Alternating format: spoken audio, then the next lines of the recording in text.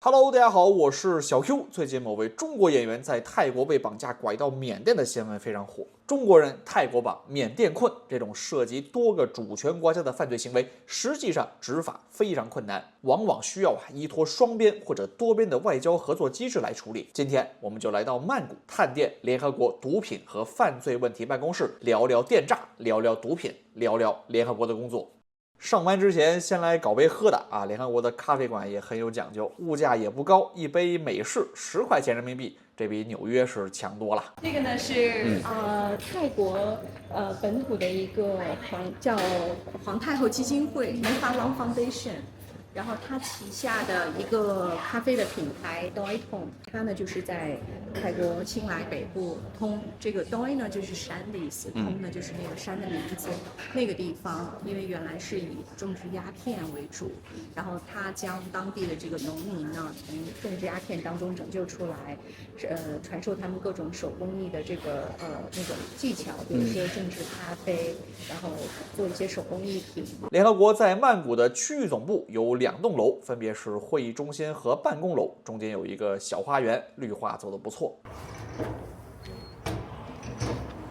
这边刷卡进入亚太经社会的建筑，据说最早是泰王的赠礼，目前处于整体修缮状态啊，修了相当久了。我5、6年前还没跑路的时候就开始修，修到现在啊，还只是部分完工。不过完工了的办公室还是相当不错的。另外一半还在装修，所以员工只有少部分人能在现场办公，还有很多在家办公的。那多好啊！就有一些工作性质是比较适合在家办公。像我们这种需要大量跟人沟通的，还是在办公室比较方便一点。是，这就是我们办公室。将来这个楼里面的装修风格就基本上都是这样。这是已经装修完的那种。对，这是装修完的。领导还没来，给我先带到办公室里了。这里有挺多纪念品，比如这个云南省公安厅的礼物，左边这个好像是越南政府送的。There's more from China, and this is the Mekong MOU. I see. Is this also from China? This one from China too, I think. Yeah, here. Because I think China is one of the sponsor or. That's right. For China is one of the partners under the Mekong MOU, and it brings together China, Myanmar, Vietnam, Cambodia, Thailand, and Laos.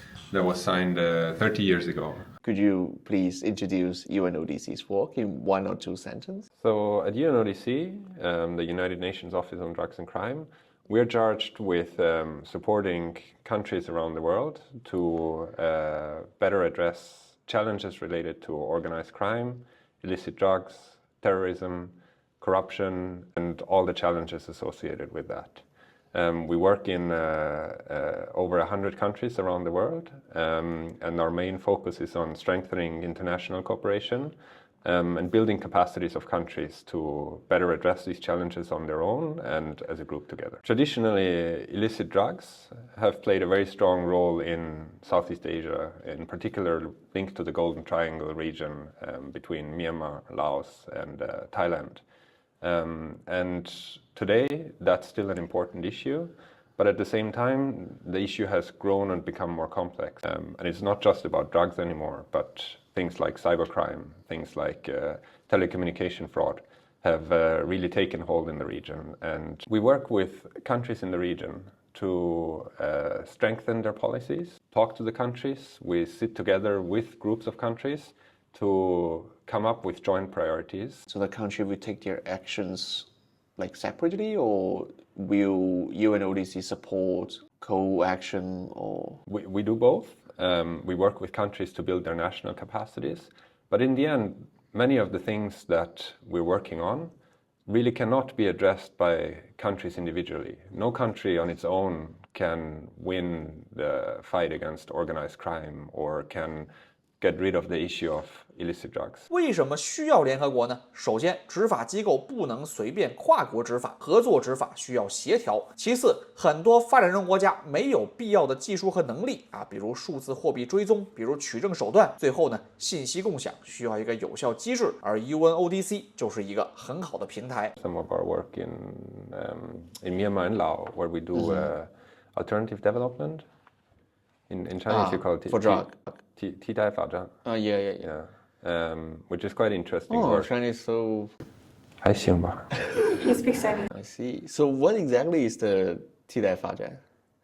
So So they plant drug before and now you. That's right. So it basically means to work with farmers in places like rural Myanmar and Laos, farmers that used to grow opium in the past and continue to grow opium to this day, and work with those farmers and their communities to help them grow other types of crops, help them to make money with these crops, and also help them to build a more resilient and more peaceful community. They can make a living, and they rely less. They don't have to worry about someone coming to cut down their crops because they're illegal.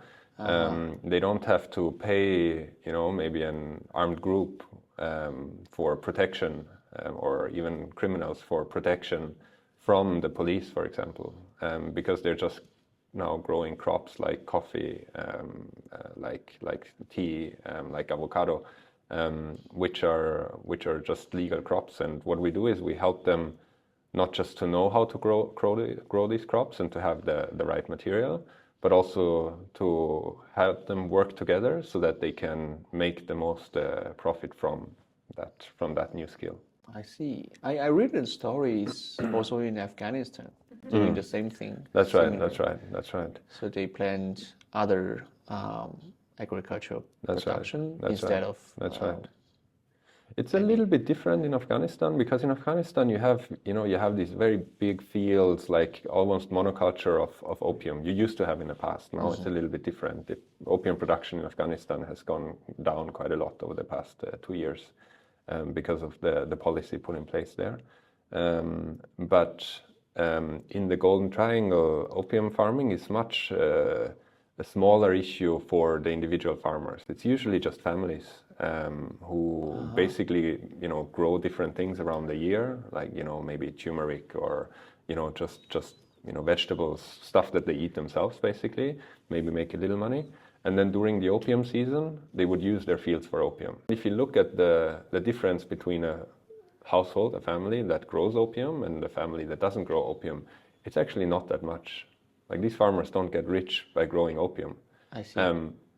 But it allows them to make enough money to send their children to school, make sure they maybe have a little bit more than just the really basic necessity and just get out of this very, very basic poverty status that they had before. 看一下，就这个。那UN 还挺安全的。从办公室望下去，隔壁就是泰国的陆军总部啊，安全感满满。稍事休息，我们再和另外2位专家聊聊看。My name is John Wojcik. I'm working as a regional analyst focusing on organized crime analysis and threat monitoring. I've been working with UNODC for almost 7 years, since 2019, where I started working on human trafficking as well as some money laundering portfolios in Laos specifically, and then I moved over to the regional office for Southeast Asia. So my question will be, what's the major types of cyber fraud today in Southeast Asia specifically? Sure. So as I'm sure you and your viewers know very well, of course the cyber fraud situation in Southeast Asia has really exploded since mid-2010s, 2015, 16.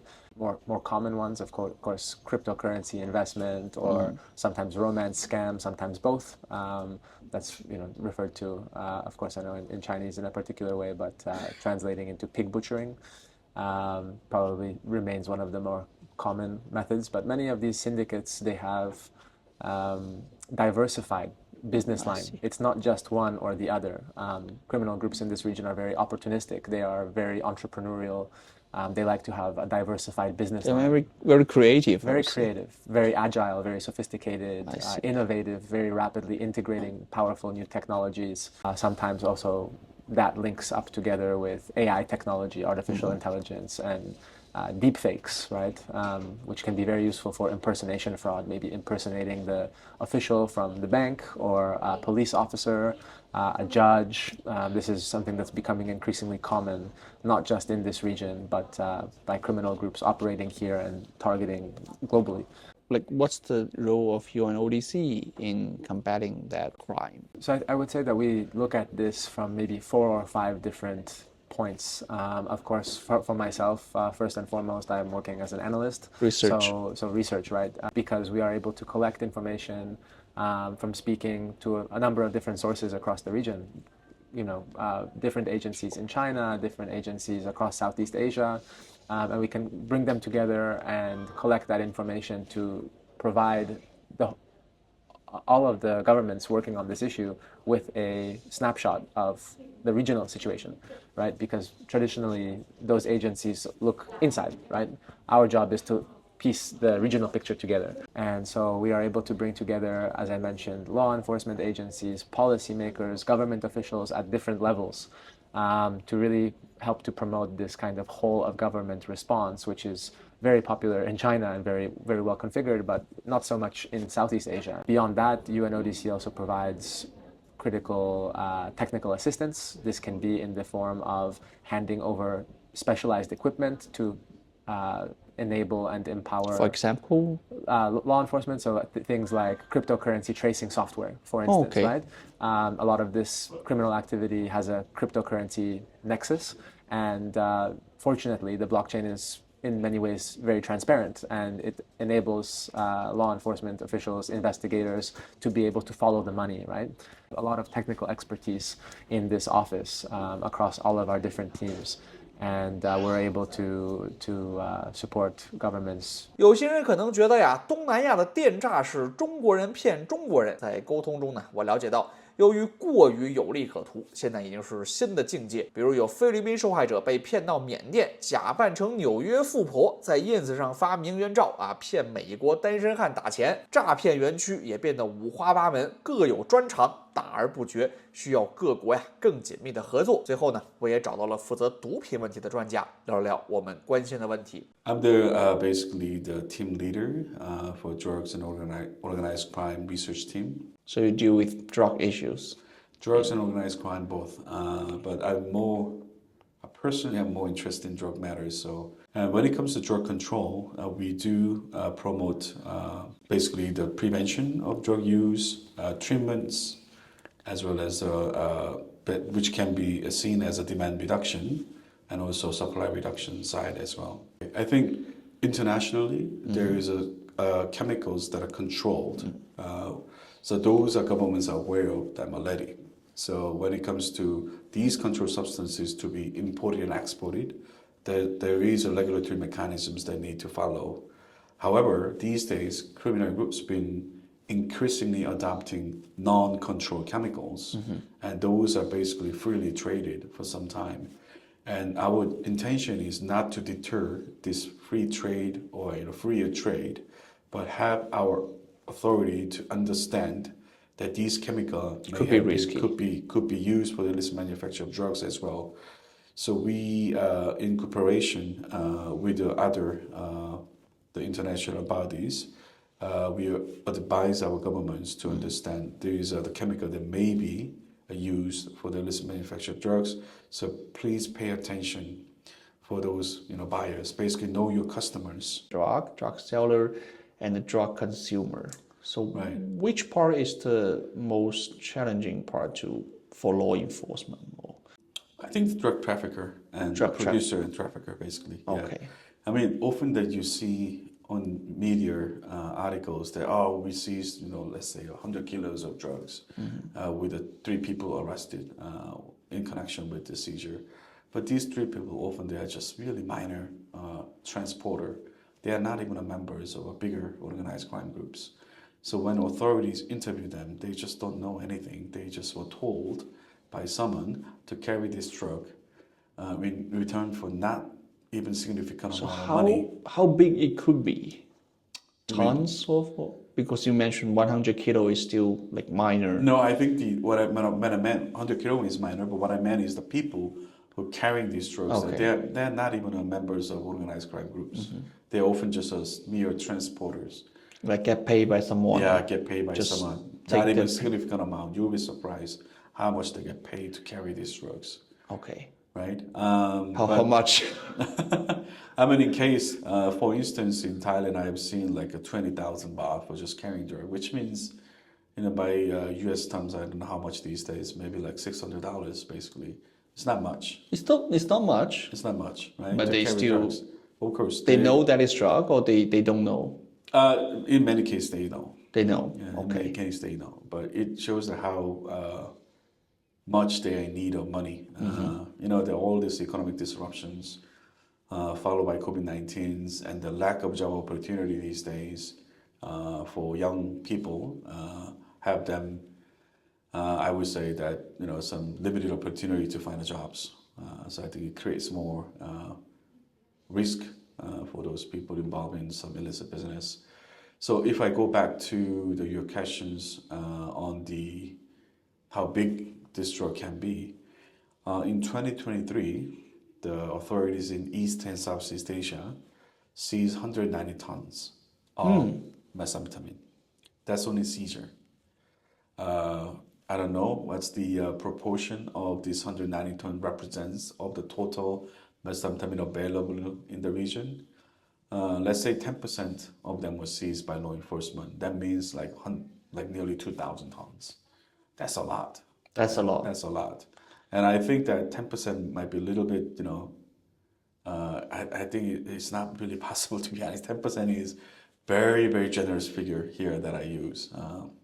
If you're conservative, 5%, even 3%, that represents a huge availability of drugs in the market. 实际上有很多聊的内容啊，过于敏感，我感觉放不太出来。比如有一些数据和一线故事，我觉得呢可以分享的一点是，由于中国的禁毒政策非常有效，以至于中国的毒品价格与周边国家相比过于高昂，这带来两个附带效应：一是毒品太贵，没一点钱呐，你想吸毒都没戏；二是利润太高，总有犯罪分子铤而走险。目前国内的毒品来源主要还是金三角，这也是为什么中国政府正在积极支持联合国毒罪办的工作，多面出击解决问题。聊了这么多，按照老规矩，我们还是要探一下饭堂的成色如何。这里呢是西餐，它一般呢都会有肉的，然后也有素的，看有没有想吃的。这边呢是已经做好的泰餐。曼谷的伙食比起纽约，那绝对是物美价廉了。联合国里的饭堂自然也不例外，现点现做，有吃有喝有甜品，比纽约日内瓦都不知道高到哪里去了。尤其是这个芒果糯米饭，简直一绝。有机会来曼谷开会的朋友们，不妨体验一下。感谢你看到这里，我是小 Q，我们下期再见。